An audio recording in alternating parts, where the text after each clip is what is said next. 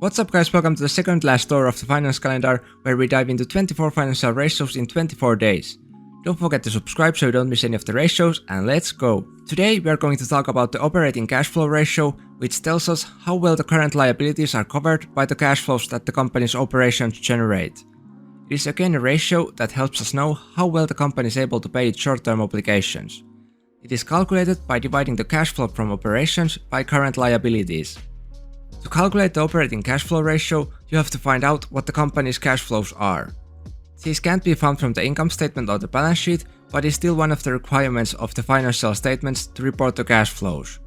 You can find this information from company's financial releases. For example, Intel's 2020 cash flow from operations was $35.4 billion. The current liabilities can be found from the balance sheet. For Intel, they were $24.8 billion. This means that the operating cash flow ratio is 1.43. So what does this tell us?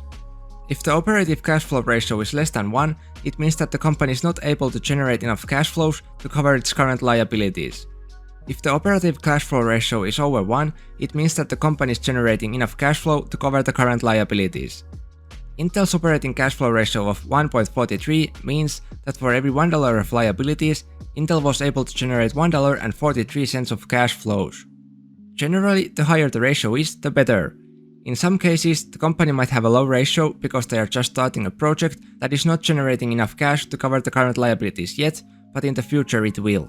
So as always, make sure to use all the available information and ratios before making any investment decisions. That's it for today's financial ratio. Hit the like button if you found this video helpful and subscribe so you don't miss the future ratios. Have a great day and I'll see you tomorrow. Bye!